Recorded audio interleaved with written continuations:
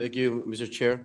This representation is happy to add my voice to the chorus of support on the confirmation of the ad interim appointment of an esteemed colleague, fellow basketball aficionado, and seatmate here in the Senate Session Hall, Senator Juan Edgardo Sani Angara, as Education Secretary. Indeed, he is a great loss to the Senate.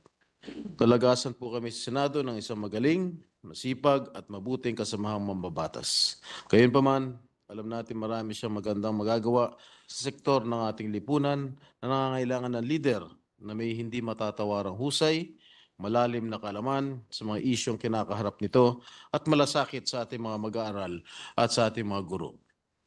He is a longtime advocate of quality and accessible education for all.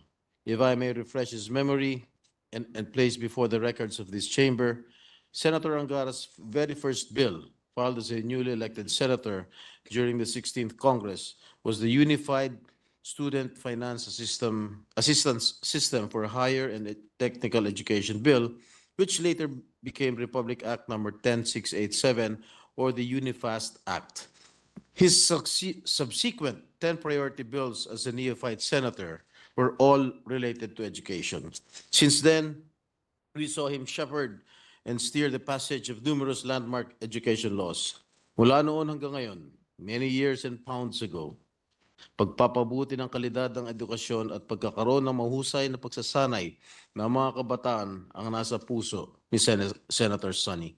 I am eager to witness his transition from being a lawmaker to being a law implementer, from Sen to Sec, and how he would realize his vision of a better learning environment for the Filipino youth. The task ahead of him is nothing short of daunting.